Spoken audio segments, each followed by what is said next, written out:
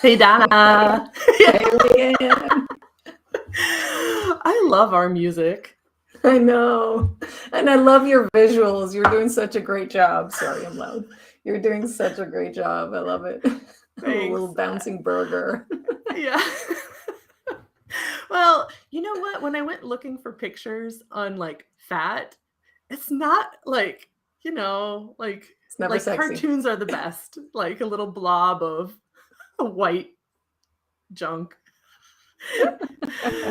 Anyway, so today we are talking about fat. It's called the Skinny on Fat. We're just gonna dive right into this episode, and this will be interesting. Obviously, there's a lot to talk about with fat, so we won't cover everything. And we are not medical doctors, so there you go. This is for fun. This is to learn a little bit more than you knew before about fat. Learn a little, teach a little. We're trying to give you as much information as we have. As always, things are always going to change, and science is going to discover new things, but we're trying to bring you the most updated information, and do what you will with it. There you go. All right. I think we agreed to start. It's just the easiest place to start. A little bit of vocabulary, a little bit of understanding about what fat is. So the first thing is really just the basics of 101 is when we talk about fat, there are two main types of fat when we talk about it in the health and wellness arena. So we're not talking about like fat and lubricants for machinery, obviously. We're going to... Or other things. Or other things. Lubricants, I'm thinking other things. Yeah. Or they add fats to different... Anyway, so the point is we are talking about what is called in scientific terms adipose tissue, which is your body fat, which is fat cells. And then the other fat that everybody talks about are lipids, which are dietary fats. Now, we're not going to use adipose tissue and lipids throughout the conversation because that's not normal speak, and we will just end up talking on our top of ourselves. But the point is that these are two very, very different things.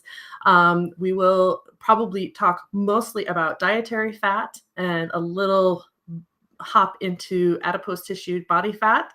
But I think let's dive right into the whole subject of dietary fat does not mean and does not equate to fat in your body. Like if a person is eating a lot of fat, it doesn't mean that person is going to be fat. And go, Donna.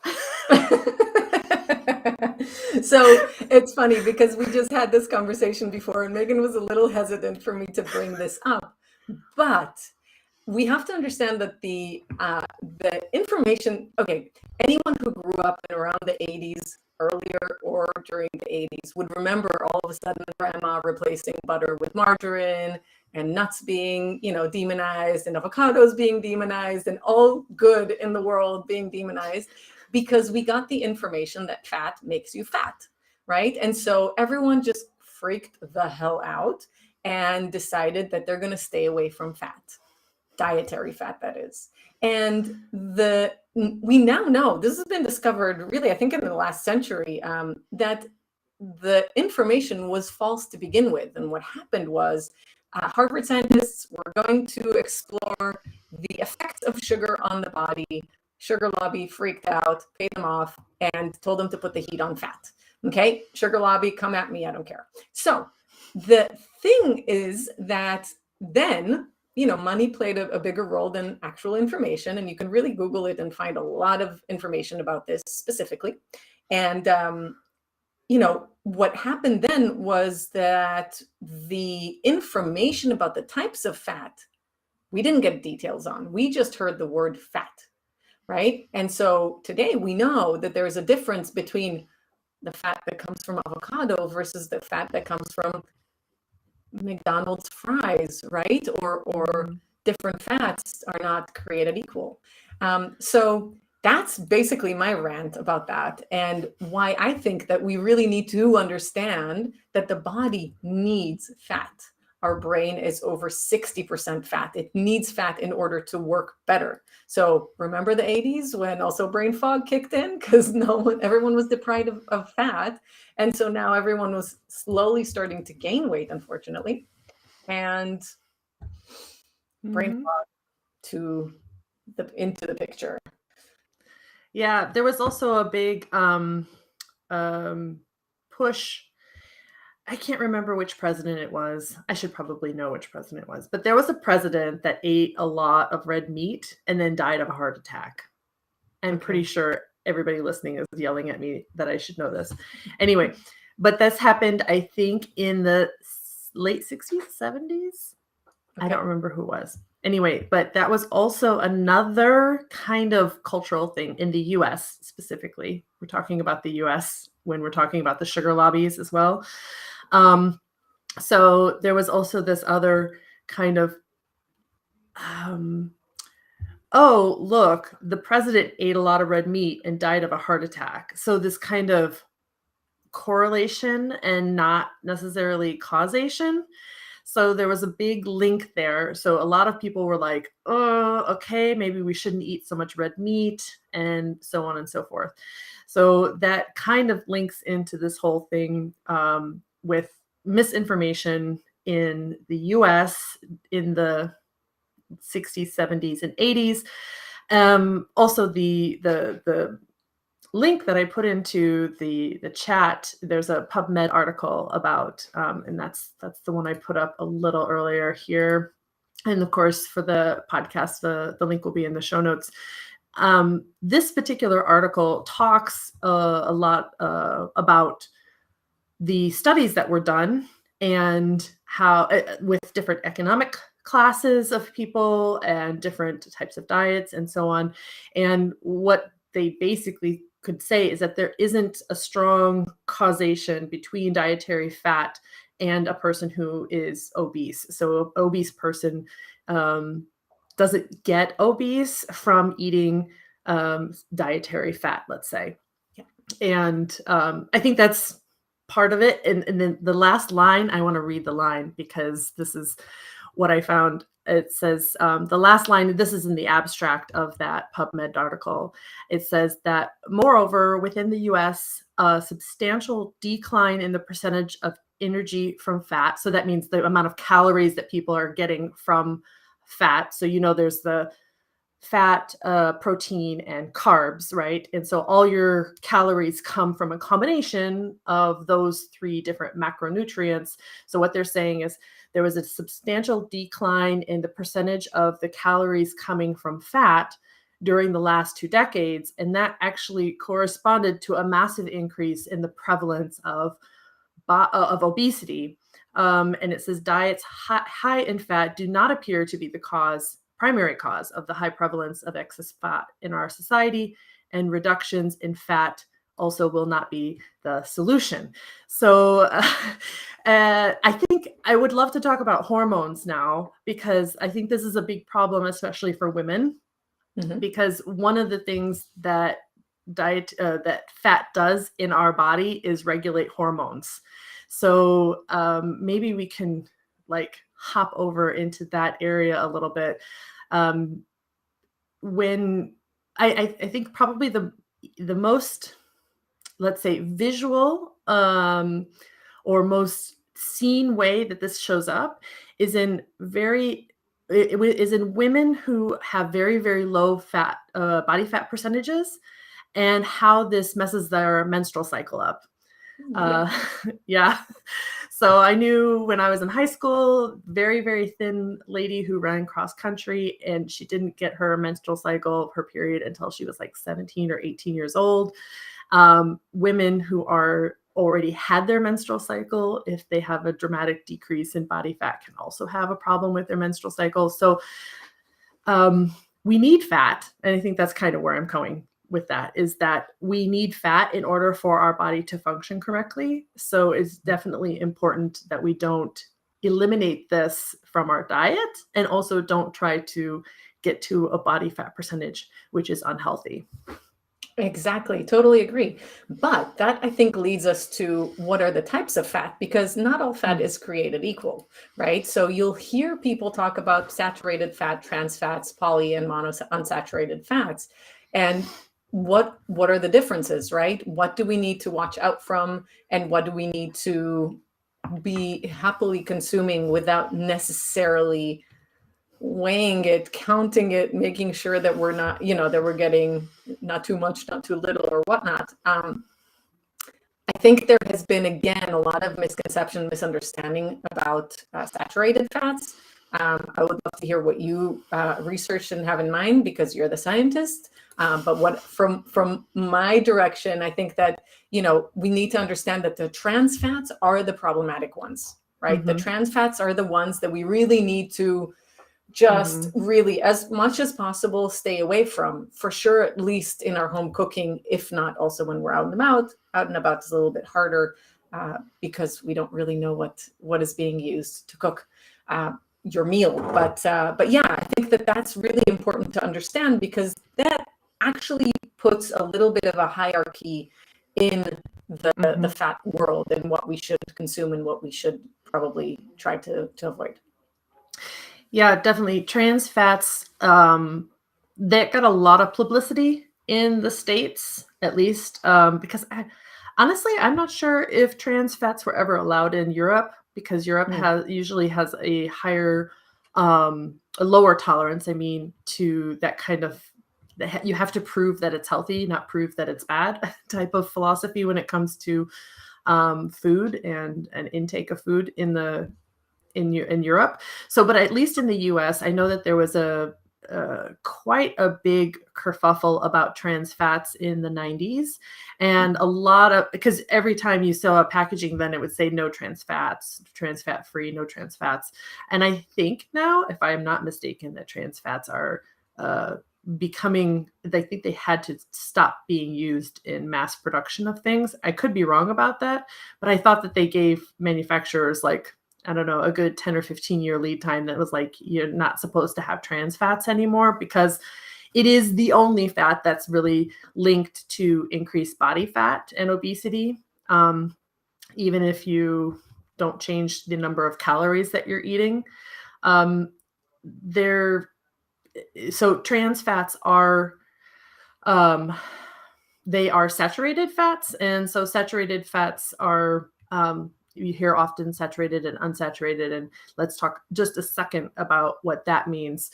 So when you have um, oil, things that are at room temperature, a liquid, these are the easiest way to remember this, those are unsaturated. So like olive oil is unsaturated. So, And so let me just add something, because all of oh, them will sure. be liquid, right? All of them mainly will be liquid in room temperature. What you want No, to also make sure that not when it's saturated cold, fats. that's true. But Yeah. when it's cooled, also that it actually changed its form, which will tie us also to later on what I was about to say. So Yeah, but that's my, no, go that ahead. was my point, was that saturated fats tend to be solid at room temperature. So that's your Yeah. margarines, your butters, and other things. So that's why I was pointing out that it's quite easy to tell saturated versus unsaturated just at looking at something at room temperature. But go ahead. What were you going? Yeah, Where were you no. going with So, that? so my kind of way of helping people understand what is, and again, we'll get into what are the fats that are okay to consume, what in which way, because the temperature of the fat is also quite important. But what I was going to say is, I think the easiest way to really recognize if a fat is actually a good source of fat for you is, does it change in form when it's in the refrigerator versus on your countertop, right? So my coconut oil, for example, is my thermometer at home. I know that when my coconut oil is melted, I'm a happy girl, because it's nice and warm and it doesn't take much temperature, so it's really temperature sensitive, right? Even your Mm-hmm. butter, which does have some saturated fat in it, um, or trans fats even, it actually changes its form when it's out of the fridge and when it's in the fridge, right? So it Mm-hmm. will start kind of like wilting and melting and stuff even in room temperature when you leave it out there. Margarine, you can wait for a very long time. Nothing will actually happen to that thing. So it's just something, again, to keep in mind, because where I'm leading us towards is also what are the fats that we don't necessarily want to consume. And those might not actually be trans fats per se, but they won't change their form. So if you put it in the fridge, if you put sunflower in the fridge, it will still be liquid. Whereas olive oil, you'll start seeing kind of like, on your soup and stuff, you'll start seeing islands of fat or even animal fat, right? So that was my little rant. I'm sorry. Go ahead. No. You're good. The only thing is that you said there was trans fat in butter, and that's sorry. There's no just it's saturated. That's right. Sorry, but you're right. Yeah, and I actually butter is an interesting one because I love butter. Butter is my go-to. I have butter and olive oil. This is my go-to. But then there's also ghee or clarified butter when you take out the milk fats, and that also changes a little bit the texture. So you can also have a lot, like the butter is more creamier with more of these milk solids in. So that's also another indicator of the quality of the butter that you're getting, or let's just say the different types of butter that you get. So many. Now I want to go fry some onions in butter. I want to saute them in butter. That's my favorite thing. Sauteed onions in butter with some salt. Oh, you don't need anything else in life, really. You really don't. Okay, so let's run through the different what's in these different things, examples of these different types of fats, dietary fats. So the first one is the monounsaturated fats, and that is kind of what everybody knows as the fats that are used in the Mediterranean diet. These are the good ones. These are the olive, peanut, canola oils, that tree nuts, tree nuts like almonds, pecans, and hazelnuts, seeds like sesame and pumpkin seed, avocado. These are all sources of monounsaturated fats. Now, we do have an episode coming up where we've talked with a lady about olive oil and about the processing. So I don't think we're going to get in too deep to the processing here, but processing can make a good oil bad.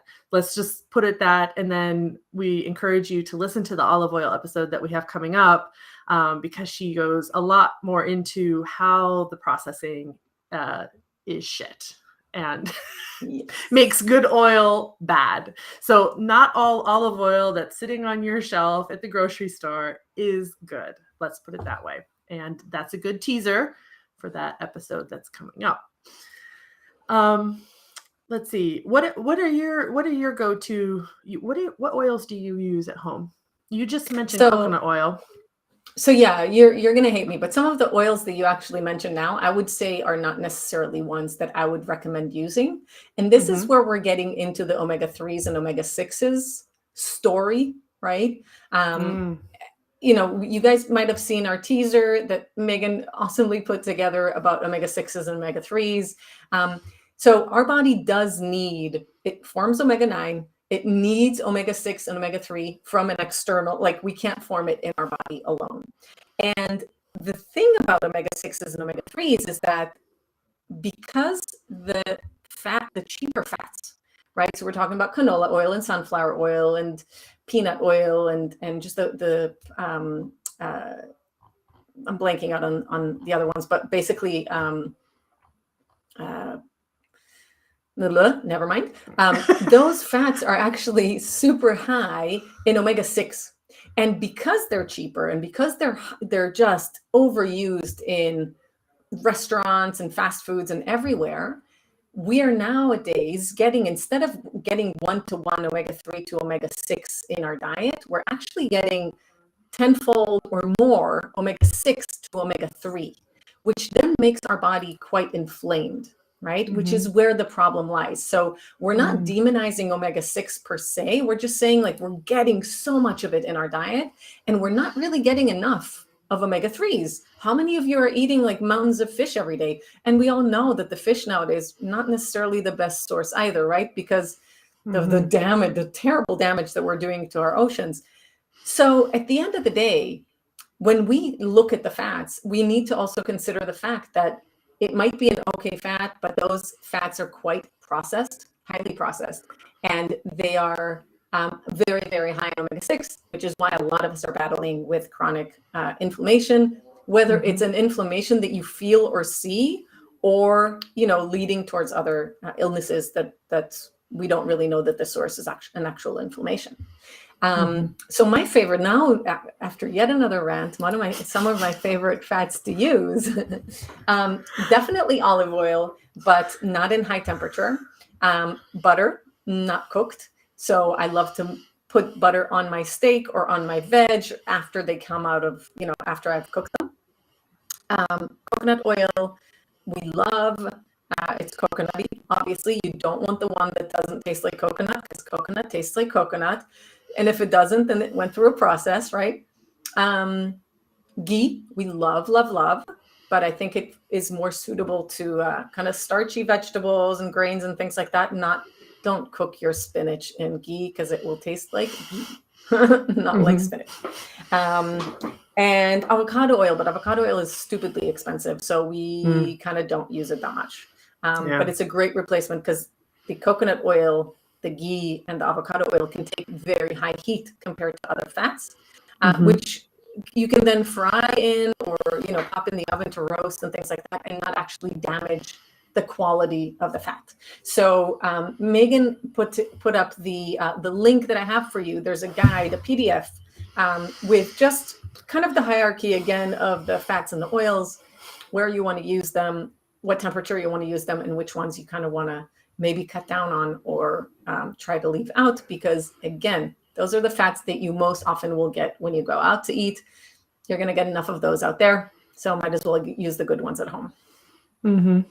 Yeah. Very long answer to a very simple question. I use primarily olive oil, and I buy now my olive oil from our guest from the future episode for olive oil. Yes. Doesn't she have the best olive oil though? It's really very good. It's very good. And I love the fact that I get 5 liters, and I'm just like, oh, I just need more olive oil. And I just go downstairs and get some more, and I know it's good stuff. And I use canola oil and sunflower oil for some things. So it depends on what it is. And then I have some peanut oil. Actually, you know what I use those oils a lot for? I use them for conditioning my cast iron pans. Because I need some higher heats for that. I can't do that with the olive oil. I don't want to do it with the olive oil. So I use a lot of those so they last forever. But yeah, that's what I condition my cast iron with. Is the peanut oil is the best, because it's got a high temperature. But and butter. I just use butter and olive oil for most cooking, actually. They're the most delicious too. I mean, they bring in such a nice depth of flavor to your dish versus, the fats that are just. Yeah. And I think that, but going back to the sources, so the monounsaturated fats, the ones that are good for you. And I would say, even if peanut and canola are on that list, and you were saying you wouldn't necessarily recommend them, I think that if they were if they were processed correctly, let's say if they were minimally processed, I think that they would have similar health aspects. And that's why I said before, your olive oil on the groceries, doesn't necessarily mean that that's good for you, or it's because of the way it's been processed. So I think that it's more about the processing and less about the actual location of where it's coming from for some of these things. And because it's just so cheap, like canola and peanut and sunflower, these are really, really, really cheap. And so that they are produced in these high quantities. And it's interesting. I would love to talk with someone who actually produces avocado oil, because I would love to know why avocado oil is so expensive. If it's just like a supply and demand type of thing, or if there is some like major difference in in manufacturing avocado oil. But you mentioned fish, and you mentioned omega-3 and omega-6, and I just want to make sure everybody understands that those are what are called polyunsaturated fats. So just want to make sure that we get the vocabulary up for everyone. Of course, those fats are not also created equal. I think maybe that's like the name of the title of this episode should be All Fats Not Created Equal. That's what it should have been instead of the skinny on fat. But no, I love that. Love skinny on fat. And then we did talk about trans fat, and then saturated fats are we touched on coconut oil, dairy products, minimally processed dairy products, egg yolks are saturated fats, and the saturated fats are actually the ones that that got kind of vilified in the world after this president died of a heart attack. And so that's why you'll hear a lot of people, oh, I need to not have saturated fats, which means they usually cut out red meat. They cut out a lot of meats, actually, eggs and dairy products, because those are where the saturated fats lie. But they don't necessarily mean that it's going to change your body composition. So you can actually lose fat and gain muscle and lose weight by eating saturated fats as part of a balanced diet. So I don't think I think that the poor saturated fats, they kind of got the short end of the stick when it comes to, somebody had to be the villain, and it was saturated fats. But it was fats altogether at first, which makes me want to cry, and then it was saturated fats, and it's kind of like, let's get the information straight.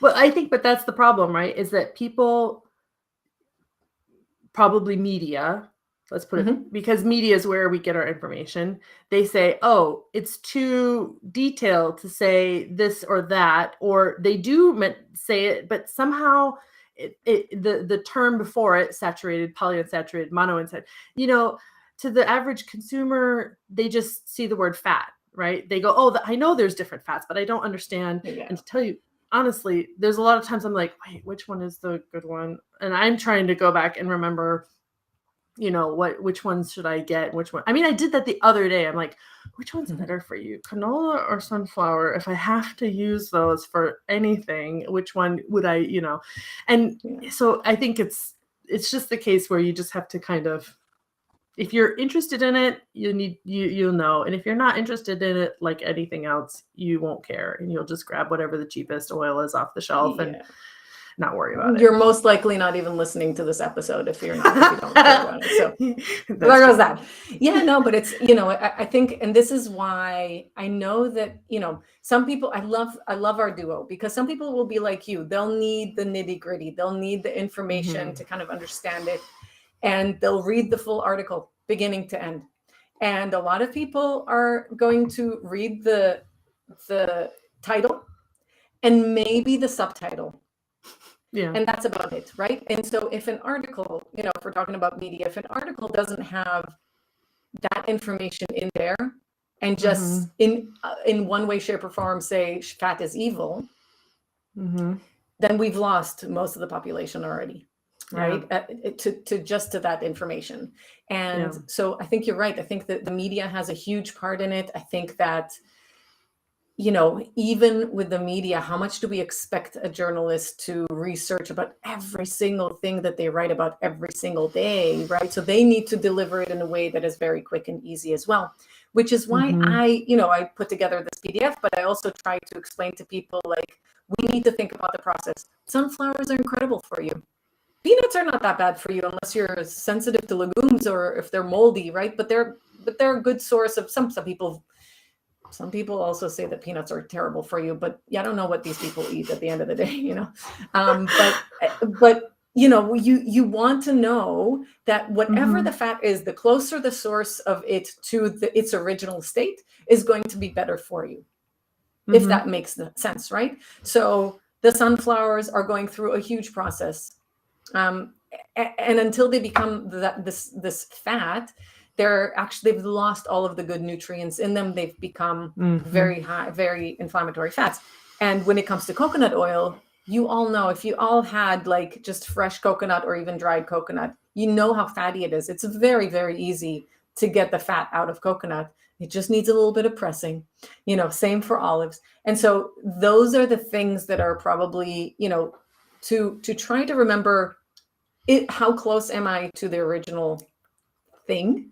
Mm-hmm. And again, thinking about how it reacts to temperature, right? Mm-hmm. Fridge versus tabletop. So if you're having a countertop, if you're having your sunflower oil or canola oil and things like that in the fridge, they'll still stay beautifully liquid. And if you put, the butter, the coconut oil, the ghee, all of these good high quality fats, even just in the refrigerator, so not huge, Mm-hmm. I'm not talking about freezing, they will immediately solidify quite well. And then, so that's kind of the easiest way for me to explain it to people who are not scientists. They're just simple-minded like I am, and want to just get the understanding of, well, what do I use? Just give me the gist of it. You got the PDF, check it out. Don't throw away anything that you have. Finish using it, But then when you go to the supermarket and you want to buy something, just kind of go like, all right, well, which one do I get now, and what's going to be better for me at the end of the day? Mm-hmm. Cool. Okay, I would like to kind of switch from dietary fats now and just tip our little toe into body fat. So the actual fat cells that people have in their body, because I think that that's also, there's several different things going on there, and I just want to kind of touch on these things so people again can start to hear a little bit more about the different types of fat that's in the body. Not all fat is bad. So let me throw this one up there. Where are we at? This one. And oh, you're right, Donna. I do want to do a commercial first. I'm seeing Donna's little chat down at the bottom, like, don't forget you have a commercial to do. Yeah, well, when we try new things, then I often forget. So let's do that. Okay, guys, here's my commercial. Hey, you guys, let me tell you a secret. This is Megan here. I have finally launched My Best Self coaching and community. Now, this is a space that anybody can join. It's free to join. There are a lot of good things with the free membership, like events and workshops. There's articles, resources, and not to mention the fact that you just get to connect with the other members. Everybody there is on their own self-improvement journey, personal development journey. Maybe they're building a business. Maybe they're just trying to run their 5K. It doesn't matter. Everybody there is trying to be their best self. Now, if you want to take it to the next level, there is a paid membership, and that's called the Level Up member. Level Up. And with that, you get group coaching every week, which is really awesome because that's super motivating for you to accomplish your goals. You also have weekly goal sharing, which is at the beginning of the week, we share our goals, we help each other out, we support each other. And at the end of the week, we see where we were. And then in addition to that, you can also have your own accountability partner or partners if you want. So all of that plus more is with the paid Level Up membership. So I just wanted to sneak into this episode and tell you a little bit about that. You can check it out at community.mybestself.fit. And I'll leave a link for this in the show notes. I hope to see you there. Bye. I love that. Thanks. Okay, now let me restart what I was saying before. I want to shift into body fat and talk just a little bit about that. So I mentioned it kind of at the top of the hour a little bit about how body fat is beneficial to us, especially when it comes to hormones. But let's dive in a little bit deeper here. So there's two kind of topics here. One is the types of fat cells. So you can see those are white, brown, and beige cells. And then these are stored in three different ways. They're stored as essential fat, subcutaneous fat, or visceral fat. So let's just hop right through those real quick. So white fat is what most people think of. White fat is made up of large white cells that are stored under your skin or around your organs. And this is your body's way of storing energy for later use. So I think this is what most people commonly think of as fat in the body. I mentioned it already before that this type of fat also plays a large role in the function of hormones. So specifically estrogen, leptin, which is the hormone that signals or stimulates hunger, insulin, which is your hormone that regulates your blood glucose levels, cortisol, which is your stress hormone, and your growth hormone. So all of those things are impacted by fat. And also this is interesting because fat can have its own so a lot of people think that people have metabolic issues, blood glucose issues and things like that because they're fat, but actually it's sometimes the other way around. They become fat because of those metabolic issues. And then because fat has such a big impact on your hormones, it's kind of like it's like its own hormone ecosystem in itself if you have too much fat on your body. So that's a whole nother topic. It's just wild out there, like the information that you can learn about fat and how it plays in your body. Some statistics or some notes on numbers. So for example, non-athletic people, so normal people who are not ultra athletes, men should have at least somewhere between 14 to 24% of body fat, and women should be 21 to 31% body fat, just as a range. So again, when I said if you're below that range, that can have impacts on your hormones. And if you're above that range, it can also have impacts on type 2 diabetes, high blood pressure, stroke, hormone imbalances. I think that's the biggest one. I think we should do a whole episode on hormone imbalances, Donna. Can we put that on the list? Yes, hormone imbalances, because that's like this vicious cycle, because once the hormones become imbalanced, it is very difficult to like stick something in there and get them back into balance. It's very difficult, but not impossible. So that's white fat. A brown fat is actually what's primarily found in babies. And then in adults, it's located around your neck and your shoulders.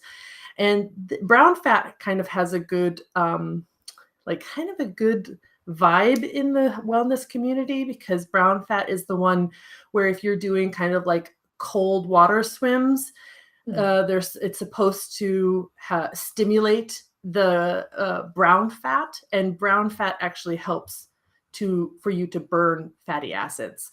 So it's actually a fat that helps you burn fat, but we don't as adults have very much of it, but that's also another topic that I'd be interested in. And then the third type of cell, which is, I had not heard of this before, which is beige, which is apparently kind of coming out with some new research coming out on this. And it is fat cells that somewhere function between brown and white fat cells, where beige cells can burn fat rather than store it. So it's maybe that's what people are talking about when they do these cold water baths or cold water swimming, is maybe they're increasing now the beige cells. So what I find is fascinating is that there's still a lot of research being done about fat cells. It's not like everything is known and that's it. So I think that's exciting. And yeah, so it's those are the three different types of cells. Do you have any thoughts on those three different types of cells, Donna? Not on those specifically, but I just had a flashback to, we had an episode on sleep, and we did talk to Martin about stress as well.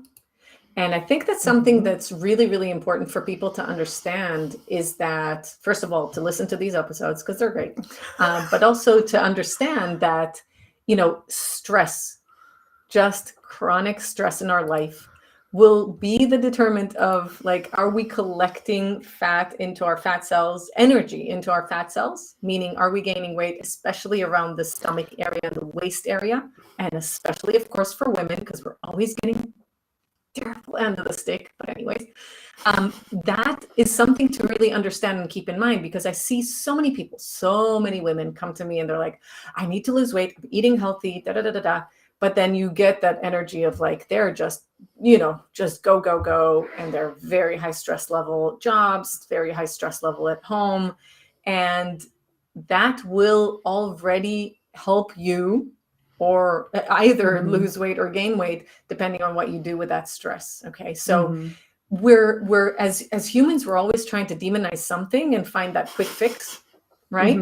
But at the end of the day, a little bit of mindfulness, a little bit of like de-stressing, meditation, breathing exercises, it doesn't have to be something big. We're not expecting anyone to meditate for 20 hours a day, because then, we don't have time to work and make money. But if you do put a little bit more effort into the sleep and the quality of sleep that you're getting, the stress levels, and there's also good versus bad stress. Of course, the good stress keeps us on our toes. The bad stress just wipes us out. Those are the things that you want to keep in mind if you're listening to this episode and we're hoping to hear about how to lose weight, that's one of the things that's going to help you, is to de-stress a little bit, to get a little bit of, one-on-one time with yourself, and and make sure that that's something that you look at even before you're looking at your plate. So that. Yeah, I think that goes into our ever-present, it's all connected. Like, you can't just focus on one area. Unfortunately not. Yeah. Okay, then I think the last thing I wanted to touch on, kind of the sciencey side, is really how we store these things, because I talk about this the most when I'm talking, because I am terrified of visceral fat, but let's get to this in a second. So these fats that I just talked about, white, brown, and beige, are stored in 3 different ways in the body. So the first is essential fat, and that was kind of what I was alluding to again, which is the essential fat is the fat that plays like the major role in your hormone regulation, especially the hormones that control fertility, your vitamin absorption, your temperature regulation, and so on. So this is actually the fat that's found in your brain. And I didn't know this, but there's fat in your bone marrow. I guess that makes sense. I just didn't connect those dots. Nerves, and also the membranes that protect your organs are these essential fats. The next where it's stored is subcutaneous. And this is kind of, again, what everybody thinks of when they think of fat, is they think of white cells and subcutaneous. And subcutaneous just literally means that it's under the skin. That's a combination of white, brown, and beige cells. And that is what you can pinch, that is, that's what you can actually touch and pinch. And they actually measure that with calipers. And obviously, too much of that can lead, again, to imbalanced hormone levels. Now, the one that scares the shit out of me is visceral fat, because visceral fat is what's called belly fat, is the white fat that is actually stored around your abdomen, around your liver, your kidneys, your pancreas, your intestines, and your heart. And high levels of visceral fat are just so very dangerous.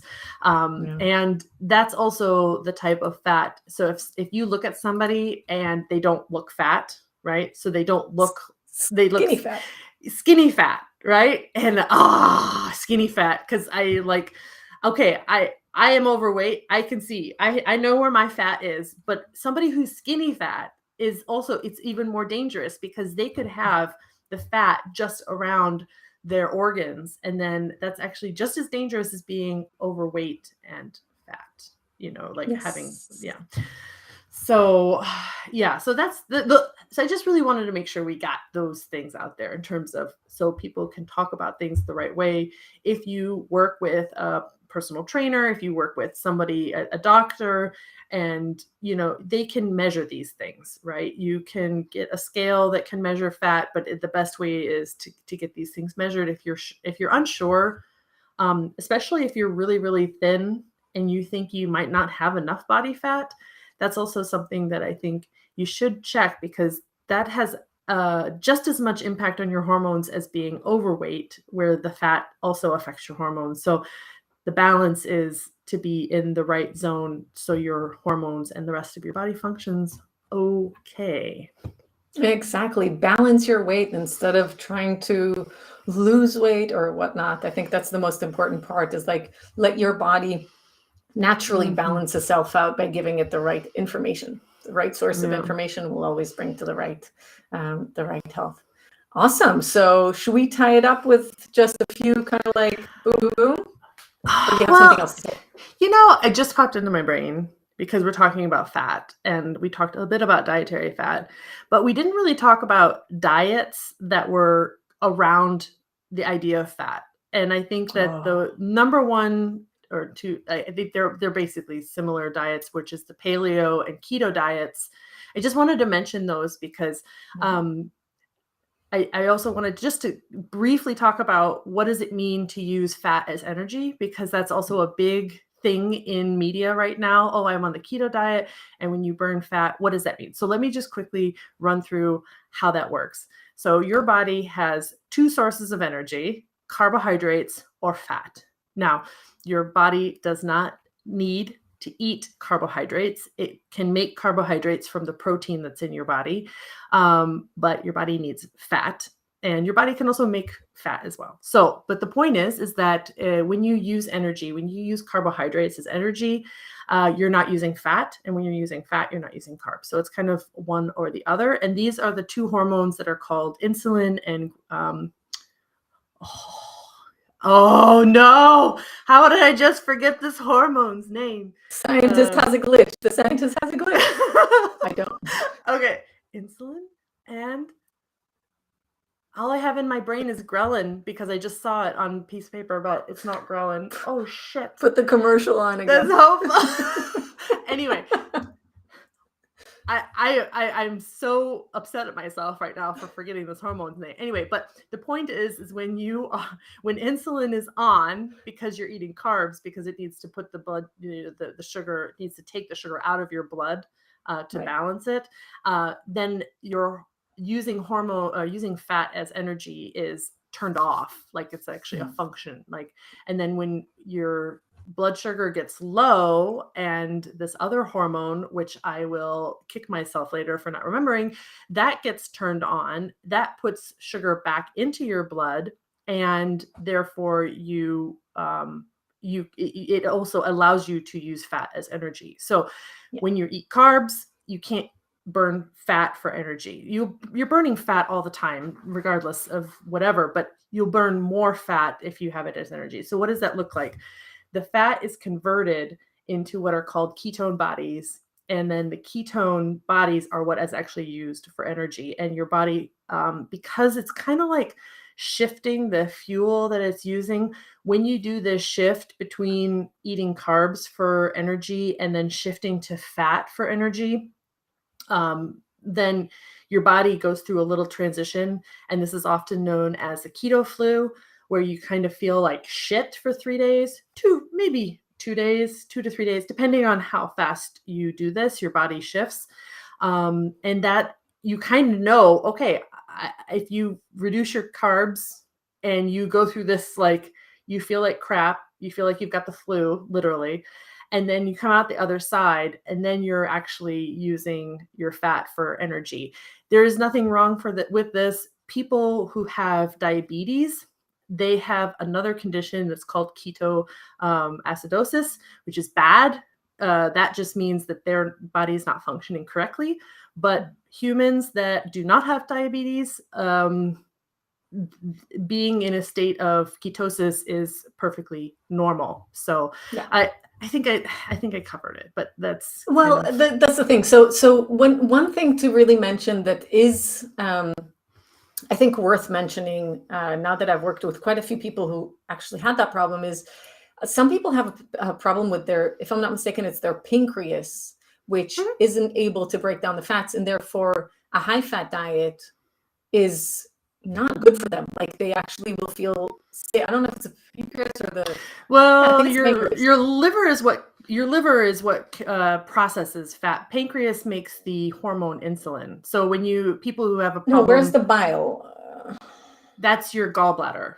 Gallbladder. So I think it's the gallbladder. Anyways, Yeah. the thing is that with some, if you notice that you're upping their fats, or you're, trying maybe keto or something like that, and you're not feeling as good, and your poop is, fatty, and you can see it really kind of like floating on the toilet water, or, you're just really feeling unwell when you're having more fat in your diet, then that could point to something, and that's something worth discovering with your doctor, or a practitioner, whoever it is.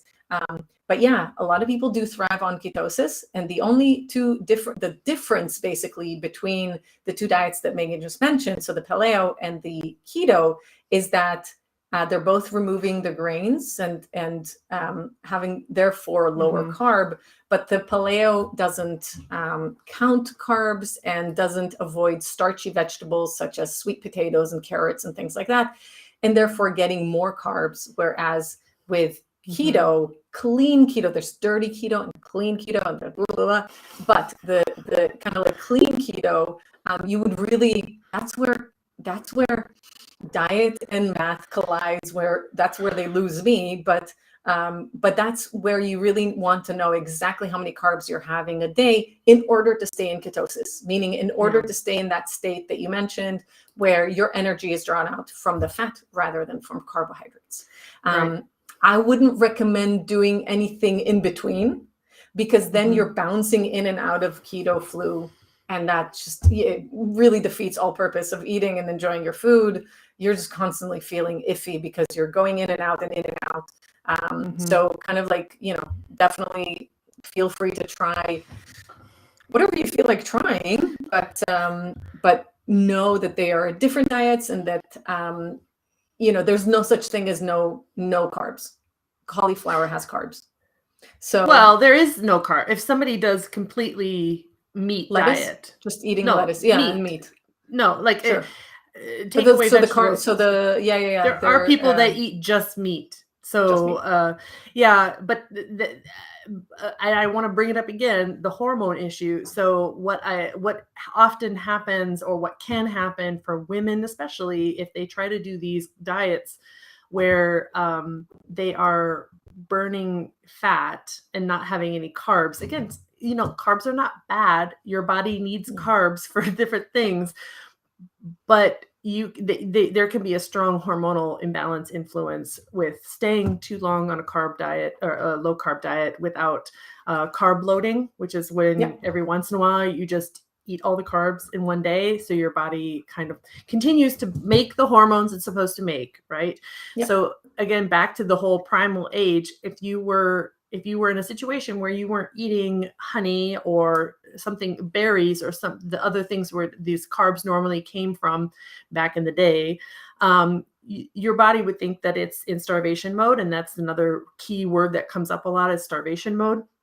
And that is true, especially for women. If your body thinks that it's not going to have the calories that it needs, your fertility is affected from that as well. So it is important for women, especially women who want to become pregnant or want to be fertile, that they make sure that they just do it in a smart way, research everything, and make sure that you are still giving your body those carbs every once in a while, because they do need to use those to regulate your hormones as well. So everything is a balance. Everything, your body is just like this very intricate chemical machine. And once one chemical is off balance, that's really what fucks up everything, really, is these chemical imbalances.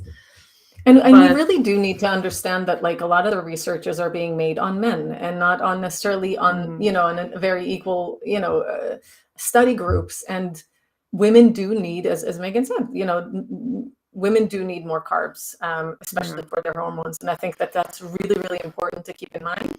I actually heard about a really interesting research that's been made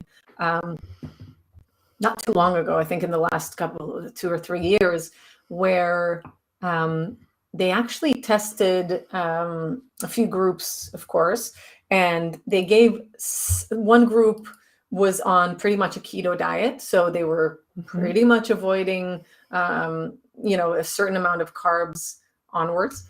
And another group had, I think it was basically kind of low carb during the week. And then one day on the weekend, they would just go crazy.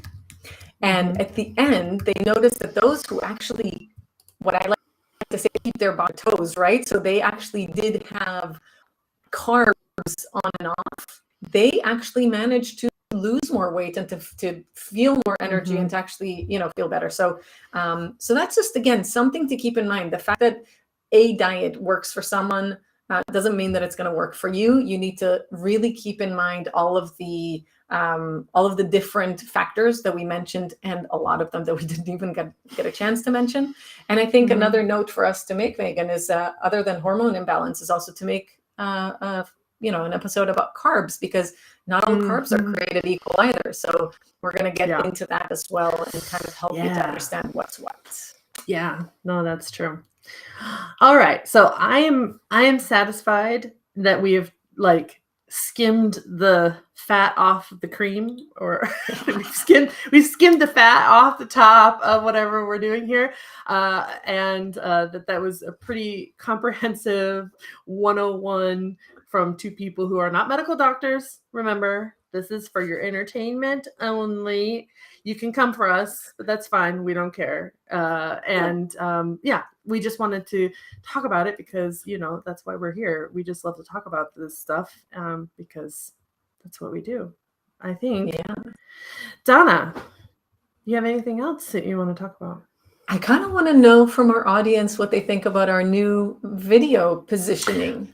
Yes, that's true. So we're trying a new angle for those of you who are watching on video, which you can watch on video. Thank you, because that helped me. I wanted to remember to plug the video. So if you're listening to the podcast, we are now doing video versions of this. You can watch the video version on Spotify, if that's where you're listening, or you can watch it on the YouTube channel or the Facebook group. And when I mean YouTube, I mean like my YouTube's, So Frickin Healthy YouTube's, Donna's YouTube's, Facebook, again, on all of our different places. So you can find it. And so for those, good job, Donna, for remembering that. Sure. We're everywhere. You can't get rid of us. You're stuck with us forever. We're like an octopus on your face. Yeah. But it's funny because I'm like, Donna, let's try some new video camera footage, because I wanted to make it look like we're talking to each other, looking at each other. Yeah, I'm just reach out my hand, we're